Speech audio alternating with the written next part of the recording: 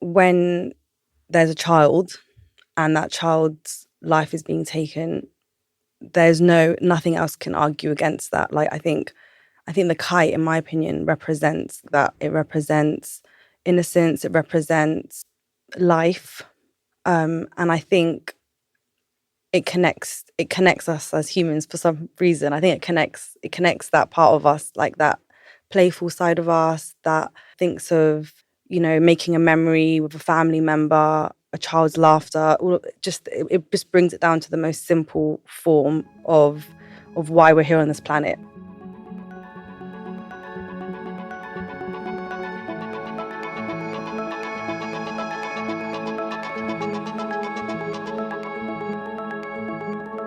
Hello, and welcome back to the Art Persist podcast, a series by Bosler Arts offering a glimpse into the life of artists and activists from all over the world, here to share their stories with you, the listener. My name's Georgia, and in this episode, Bosler Arts' own Hossam Fazullah interviews Melissa Bolivar from Kites in Solidarity. Kites in Solidarity is a grassroots movement of volunteers which was founded in 2023 in response to the ongoing siege of Gaza. The movement was inspired by the 2011 world record for the most kites flown simultaneously, which was achieved by the children of the Gaza Strip. Hossam and Melissa talk about her decision to start Kites in Solidarity, how looking on her phone every day and seeing the horrors come out of Gaza really drove her to start this global movement. And she shares her advice of how other people who want to do something but don't know how can also make changes they want to see in the world.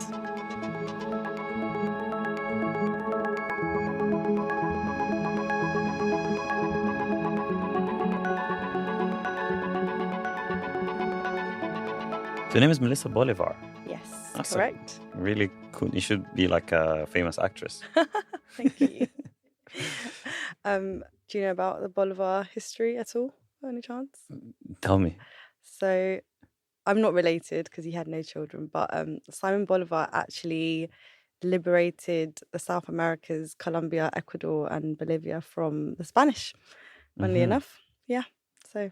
And how are you related to this? I have no idea, but it's my surname, and I am Colombian, so I like to. He inspires me, I guess. But yeah, apart from that, there's no blood relation, unfortunately. I see. I think this is the perfect introduction to today's episode. Actually, let's keep it. Great. All right. So I want to say, Melissa Bolivar. Yes. How are you? How are you feeling today? I feel good. A little bit nervous, but yeah, I feel great. I'm happy to be here. Very honored to be here. Melissa, welcome to the Art Persist podcast. We're very excited to have you, especially speak about Kites in Solidarity. Well, first of all, why don't you tell us about your early life? Where did you grow up, and what was life like? So, first of all, thanks so much for having me. It's an absolute honor to be here, especially to talk about Kites in Solidarity. And yeah, a bit about me. I grew up in Camden Town, not too far from here, from Haggerston. And my parents came to London in the 80s as immigrants. And I essentially just grew up in Camden.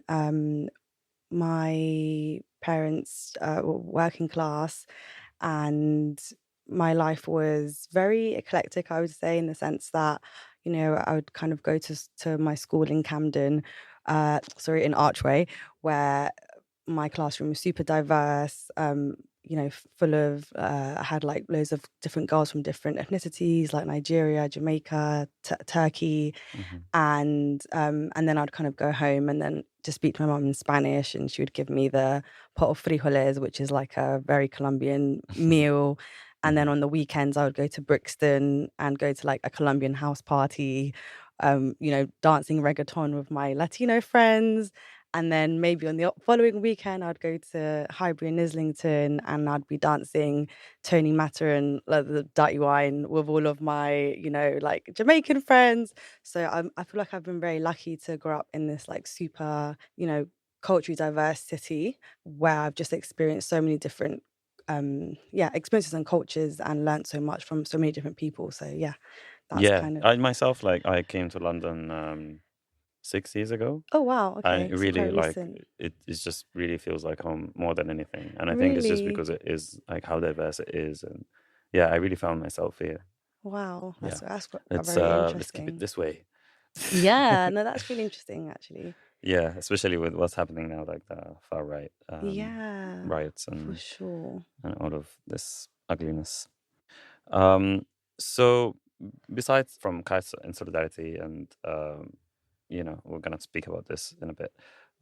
But you are a very creative person. You're a designer. And again, from like your early life, I wanted to ask you: have you always been creative? When did you went into the kind of creative side of things, or how did that come about? Just I've always been creative from like as early as I can remember, actually. Mm, Art was always my favorite subject, that type of thing.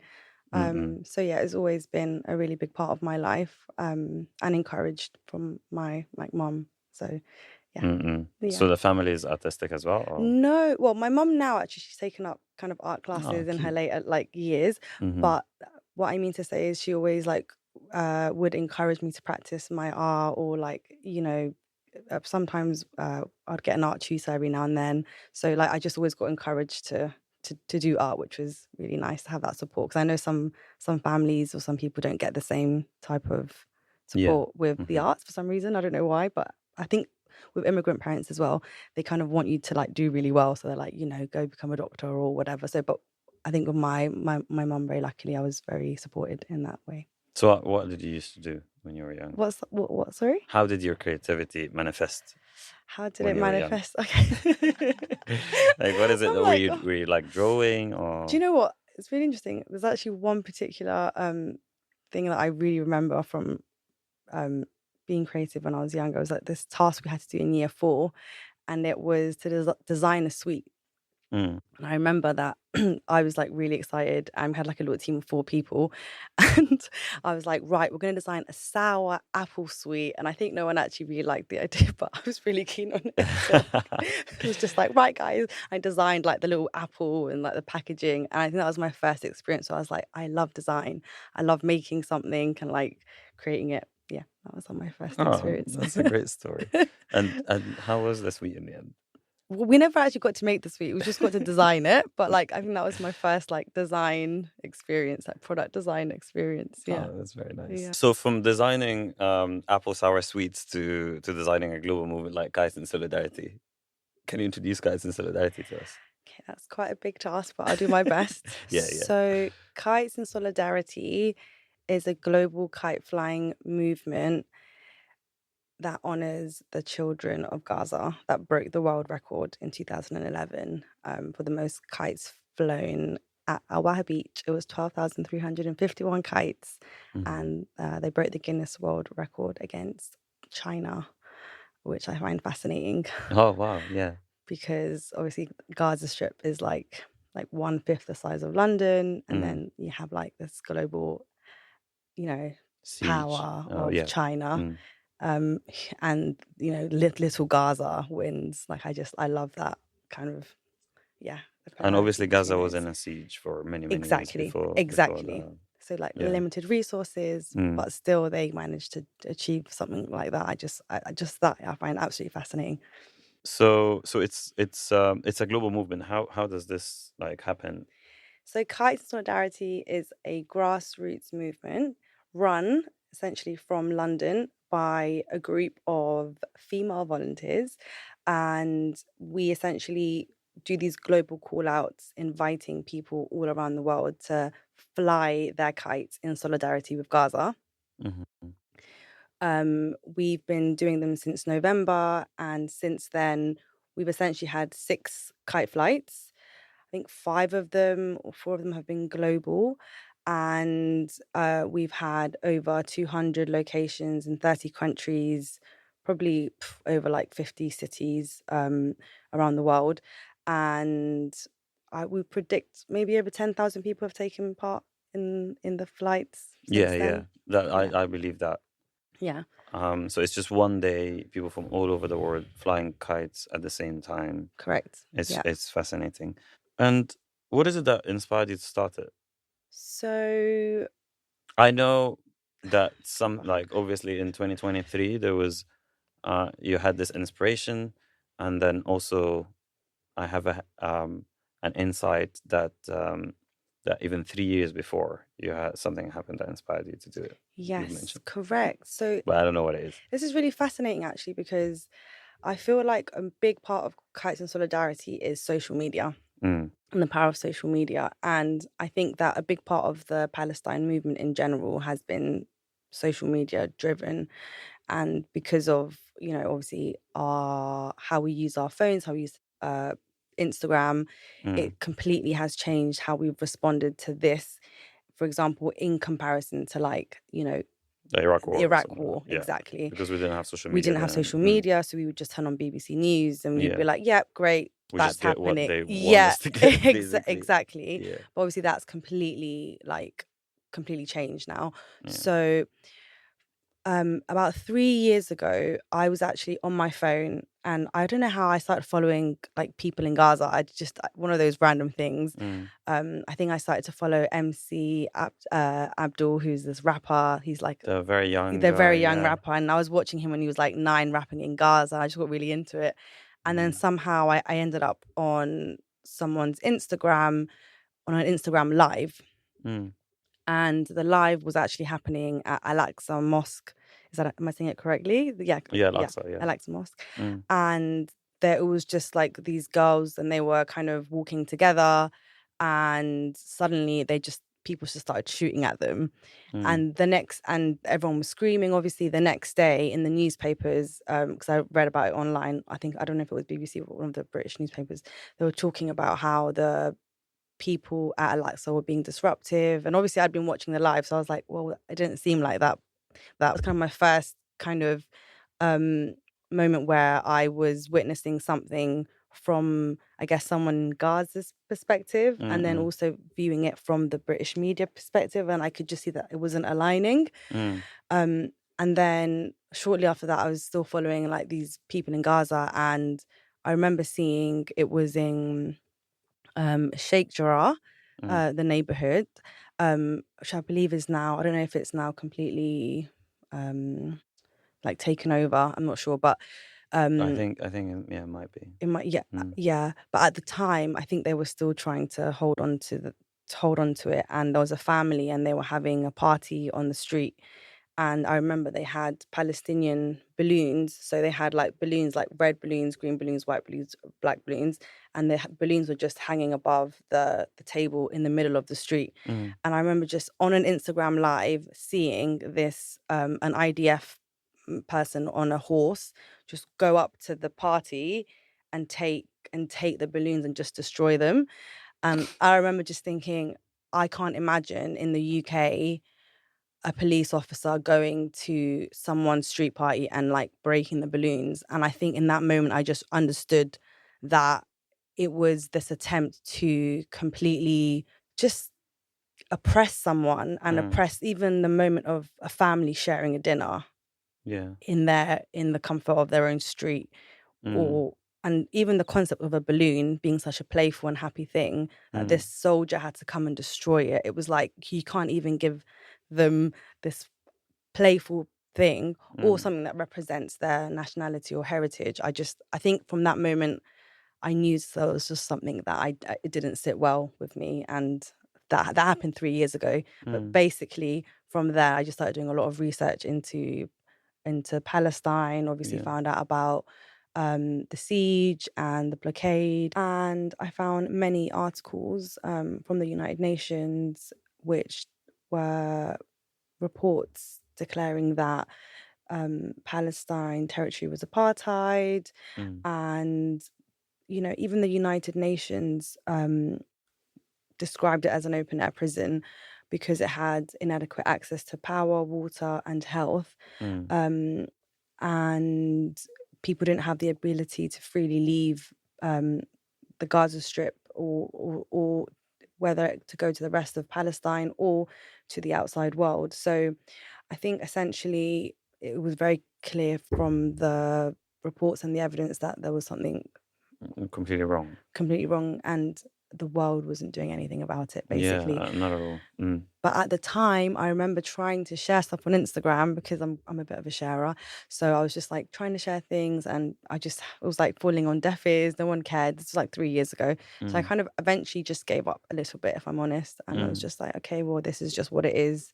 This is just yeah. happening. But from that day, from like 2 or 3 years ago when this happened, I remember just seeing consistent, oh, the so and so child's been killed, so and Mm, so person's been arrested without trial.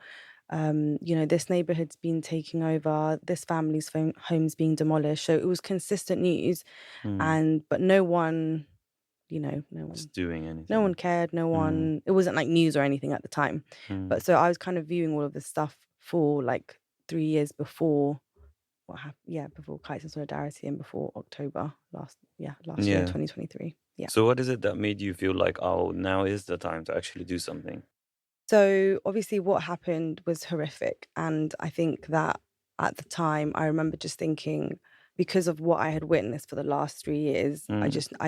I had a feeling that this was what was going to be used as an excuse to completely colonize Palestine. You mean the 7th of October? Yeah, Yeah, I yeah. remember when I woke up and I saw Netanyahu's speech, I was like, and what happened? I was like, oh my God, the next year is gonna be dark. Yes. Mm, Yeah. I instantly, if I'm honest, I felt like that was going to be their reason and mm. their To excuse just to demolish. demolish it and Yeah, colonize it completely. which is kind of And what's happening. yeah, and Mm, because of obviously the things that I had seen and the research that I had done, I just thought, well, okay, if this is actually going to happen, if this is what's going to happen, mm, a lot of people are going to die. A lot mm. of people are going to get hurt. A lot of families are going to be destroyed. I really like instantly thought, oh my God, this is going to be really, really bad. Yeah, And at the time, I remember thinking and seeing what was happening in the media and how they were describing Palestinian people and how they were dehumanizing Palestinian people. And I remember just at the time, even sharing a post on social media was so controversial that people were yeah, losing their yeah. jobs. The whole of October The was whole told that maybe the bombing of the hospital, and still, yeah, Yeah, it people. wasn't like now. No, I Mm. remember like there was even I remember watching TV and people saying, "Oh, you can't show the Palestinian flag because it's wrong," or it's. Yeah, yeah. And I remember thinking, "No, it's the flag of their country. Like this is Mm. completely wrong." All of the information that the media was sharing was so one-sided, Yeah. and I understand obviously why, but I felt that in that process we were almost being prepared to accept the what would come, which was going to be the destruction of Gaza. Yeah. So, in completely portraying a people Mm. as a one thing and dehumanizing them, what's to come after that is, when they are being, obliterated as they have been, no one's going to say anything because Mm. it's been justified. And I think that regardless of what happened on that day, there are innocent people, there are human beings, there are mums, dads, daughters, sons, brothers, sisters, just like all of us that are there. And for me, that's I think what kicked me into action. Yeah. And I was just like, I have to use my voice to share to share to people that actually this isn't, what the media is necessarily saying or how they're portraying Palestinian people to be. Mm. Wow, this is amazing. That's a great answer. So it was just like to humanize Palestinians when they were very much dehumanized in October. Correct. Mm. I felt that at the time. Obviously, I have a very, mixed group of friends, and I can just see that even within my own like circles, that Mm. there was just no understanding of Yeah. what had happened, what was happening in Palestine previously, Mm. of the history, and also because of what the media was sharing and Mm. telling us about what who Palestinians were, essentially, people didn't feel like they could even speak up or share a post saying, actually, a hospital shouldn't be bombed, or, Mm. children shouldn't be killed, because they couldn't, literally Mm-mm. could not. They was literally Yeah. enabled to speak. I remember that period very much. Yeah. Yeah. And I remember just being like, you know, this is people's voices being silenced. Essentially, people were scared to speak up. So in my mind, I was comparing that to previous, you know, historical events where that's happened. I don't want to say specifics, but when people can feel afraid to speak up, like, I feel like, you know, we're not in the time. Luckily, we don't live in Gaza, or, you know, I'm Colombian. In Colombia, there have been periods where people speak up and they get killed. You know, Mm. I live in the UK. I can speak up. Like, I can use my voice and not be murdered. So why would I not use my voice to say what's right, even if people might, you know, have an opinion of me at the time, because of the history and because I understood what had previously happened. I was brave enough to just be like, actually, eventually the truth will come to light. I Mm. just had a belief. I was like, no, no, no. Even if right now I look crazy, Mm. I know that in 6 months or 9 months or 1 year or 2 years, or in my head, actually, to be honest with you, I was ready for 50 years. I Mm. was like, I'm ready to be wrong for 100 years. And then in 100 years, if it all comes out that this was a genocide, then people are going to look back and be like, oh, she wasn't crazy. I was literally ready to be crazy for. I'm not even joking. I was like, that's Mm. right, that's fine with me, but I'm going to say something. Yeah. Yeah. It's actually like I agree. I didn't expect that the sort of like majority is gonna be, oh, this is genocide, this is fucked up, as soon Yeah. as they did actually. Yeah, 100%. I really expected it to go even longer than this. 100%. Yeah, it's good that now the majority are pro-Palestine, are seeing what is happening as a catastrophe, and yeah, well, it's not a silver lining because there's no silver lining to what's happening, but it's good at least that a lot of people are now aware of what is happening there and what has been happening for many years. But you're right.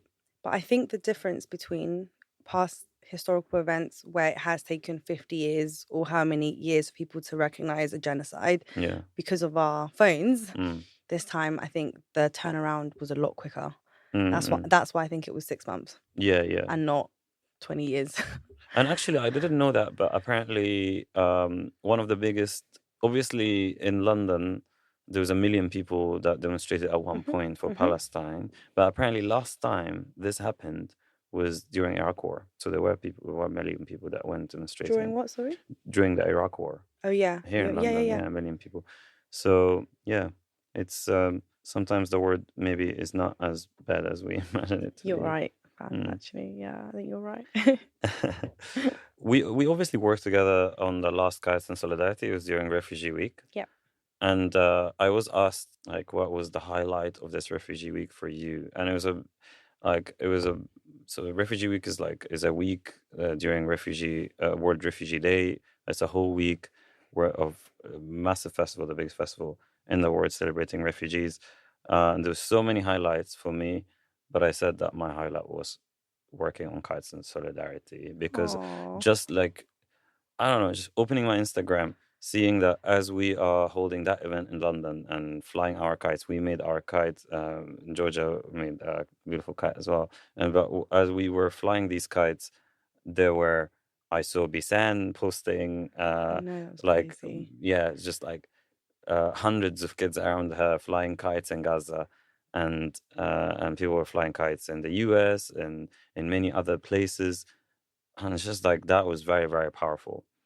And maybe my question to you is that why is it powerful? Why is something as simple as flying a kite, but also obviously very creative, is powerful? I think the kite pairs back everything Mm. to the most simplest form, which is love. When we look at everything that's going on, it's so complicated. It's this, it's that. There's so many people want to embellish it and all these things. But ultimately, when there's a child and that child's life is being taken, there's nothing else can argue against that. Like, I think the kite, in my opinion, represents that. It represents innocence. It represents life. And I think it connects us as humans for some reason. I think it connects that part of us, like that playful side of us, that side of us that thinks of, making a memory with a family member, like a child's laughter. It just brings it down to the most simple form of why we're here on this planet, which is to love each other. Yeah. So I think that, in my opinion, is why it's so powerful, because it just destroys every single preconception, every single word or thing that the media wants to say or that people want to believe. It just goes like, no. Like, where's your heart? That's what I think it does, in my opinion. Oh yeah, it makes your heart just go. That's so cute.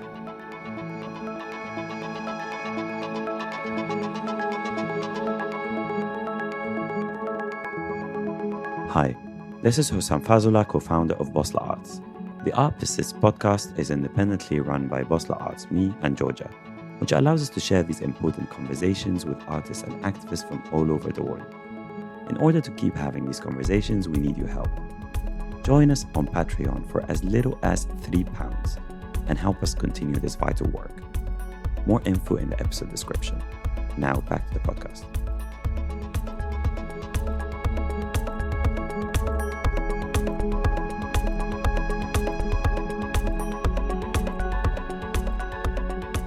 Might be a cliche, but I guess it's an important question. What's your message to the kids in Gaza? Oh my God! Yeah. Wow, that's a big question. Through Kite and Solidarity, what is it that Okay. you're saying to them? I think we are saying we love you. We love you. Like, that is literally what we're saying. That's it. Yeah. Yeah. I guess that's very powerful. You don't need to say anything else. Do you have any stories to share since you started Kite and Solidarity? Moments that really stuck with you, moments that made you feel... I think the first kite flight that we did in Hampstead Heath, we did it 2 weeks.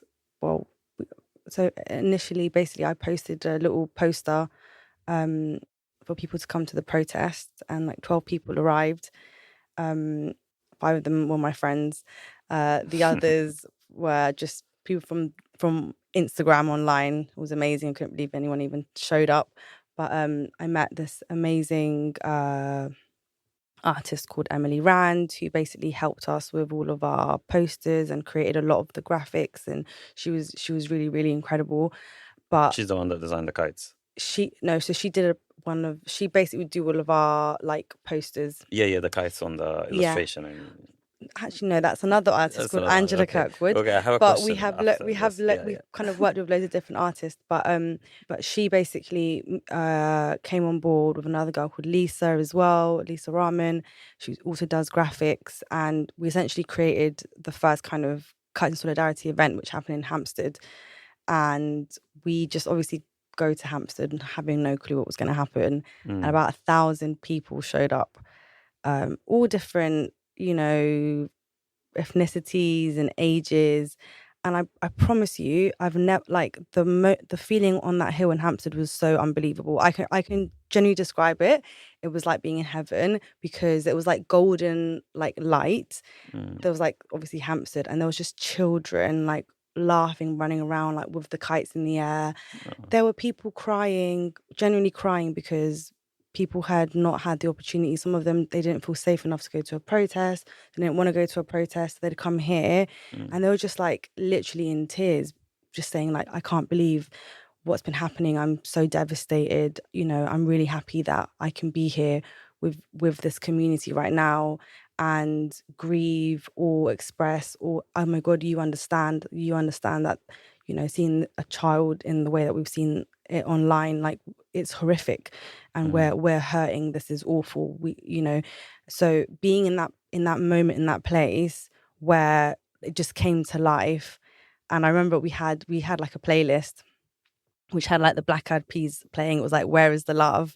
And like these amazing, like, inspirational music playing. And it was just absolutely beautiful. Like, I can't even, for me, it's like goosebumps like that. And for the girls that, made this happen, us just being there together and like looking around like, oh my God, fuck, we did this. Like, this is crazy. That was unbelievable. And then from there, it was like, we just didn't know when it was going to stop, but it just got bigger and bigger. And every, week we'd have people in all parts of the world, like Texas, Memphis, Miami, South Africa, like the list goes on. Yeah, like, God, there's literally all over the world. And Mexico, yeah, it was unbelievable. And seeing also like the kites in different locations, in snow, in like behind palm trees, seeing all of people just all around the world just like doing something amazing that just connected everyone. And they were like, yeah, like we are with Gaza, we all feel the same way. Like it was just unbelievable. I can't even put it into words if I can. Yeah. I can believe that. It's incredible how global Kaizen Solidarity is. And when we worked together, I was just doing small stuff, but the team was organizing this massive thing, and every day I would see the poster of where it's happening, getting more and more in different countries, and I just like. And all of that, like I think you're working on a group on WhatsApp, just all texting each Yeah. other. You're all volunteers. Nobody's getting paid. You're all obviously doing that in your free time. How do you even go about doing something like this with this much impact and global like this while it's just a group of volunteers? And I just want to know more about like how did this happen? I, you know, every single person I've met on this journey that is part of this movement has a job, like that is another job, has children, has family. And I really have seen these women and people just sacrifice so much to make these events happen and to make this happen. It literally, people just going like having Zoom calls at 7 p.m. at night, or working on their weekends to do workshops. And people do it because they are genuinely so concerned about what's happening, and they're so desperate to get this message out and to make people react or to make people feel something, that they literally are sacrificing so much. It is a collective effort. In our volunteer team, for example, we had like people doing admin, checking emails, registering people. We had like that was amazing women, Kate and Orla, who work in like admin. And then, Lisa, who did all the graphics. We had Emily doing artwork. Angela Kirkwood as well did artwork for us. So it is just like a big team of women, essentially, who are just chipping away and just making this little team. And what we would do is essentially send a global call out, just asking whoever wants to take part to register.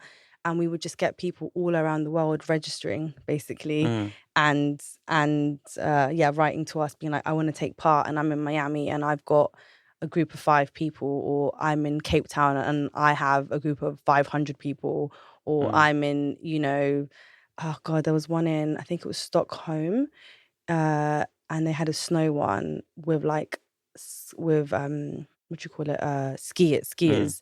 And I think they had like 500 people there. I mean, it's insane how many people would get. Flying kites while skiing? Yes, flying kites while As skiing. if skiing enough is not hard. Yeah, they were flying kites while skiing. Oh my God. I know. And people were just doing these. I don't even know how they would get this amount of people together, but I genuinely believe that it is because of the Palestine movement in general that has inspired people, and people are just willing to just get involved and do something. Yeah. Do you have a message, like, for example, there's so many people that feel like they want to do something about what's happening, or they want to do something in general when it comes to, global solidarity, but they don't know what it is. Do you have like any tips I think my first tip for the future generations? I think my first tip is think about the world you live in and what you want to improve about it. I think the second tip, I've got 3. Okay. The second tip, I think, is I know it sounds cheesy, but I really think it helped me with like lead with love, Yeah. because I think ultimately that's the number one thing that moves everyone. Yeah. And whether that's climate change, whether that is whatever you're trying to do, I think that if you lead with love, then you're going to connect with people and you're going to be able to, explain why you're doing something like that, because people are only going to do something if they feel connected to it.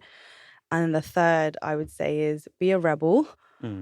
And because I think if you're too afraid to offend someone, or you're never going to get anything done. And I think you have to just kind of just be like, I'm just going to do this anyway. Don't really care what anyone thinks. And also, and number 4, so one more, is I think it's really important to take, in a weird way, you have to take away the importance from everything you do. I think if in any moment I thought, oh, this is that, this is a global movement, or only this kind of person can achieve that, I think I would have never done it. I had to almost, in my head, just break it down. Like, I'm just going to make a poster. We're just going to make a poster and that's it. We're just going to invite people along and just break it down to the base of what it is you're doing, and don't try to overthink it into this big thing, basically. That's how otherwise you're just going to go crazy thinking about it, basically. Oh, well, Melissa, it's been a pleasure to get to know you and work with you and finally have this chat. So thank you so much. Thank you, Baz.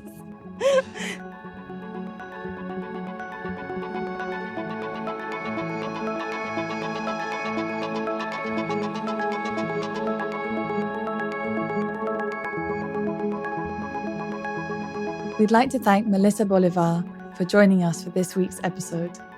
If you'd like to learn more about Kites in Solidarity or even get involved, you can find links in the episode description. And thank you for listening to another episode of the Art Persist podcast. As always, if you are enjoying the podcast, please follow us, share and rate it. Only with your help can these really important stories be heard. Thanks for listening, and we'll be back next week with another episode.